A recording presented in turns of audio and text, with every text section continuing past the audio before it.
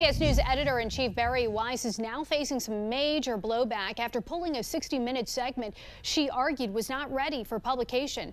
The journalist who reported on the piece claiming the decision was based on political pressure.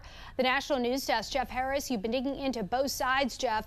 Weiss and that journalist, they've issued statements since the segment was pulled, I understand. Tell us more about what they're saying.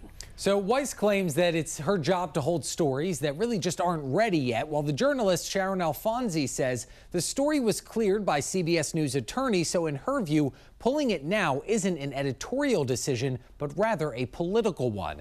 The segment, called, quote, Inside CCOT, was going to feature Alfonsi interviewing some of the now released deportees, describing the brutal and torturous conditions inside El Salvador's mega prison. But on Sunday, CBS announced the segment was being held and would air at a later date due to concerns about not yet having an on-the-record response from the Trump administration.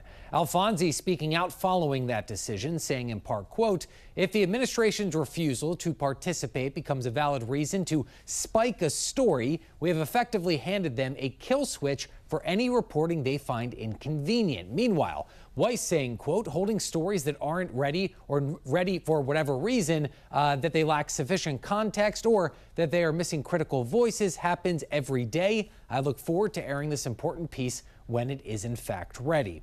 Now, the controversy comes as Paramount, CBS's parent company, remains under a microscope over its relationship with the current administration. Since Weiss took over back in October, just a few months ago, CBS has scored several high-profile interviews with the Trump administration, including with President Trump himself, and a town hall earlier this month with Erica Kirk, widow of Turning Point founder Charlie Kirk.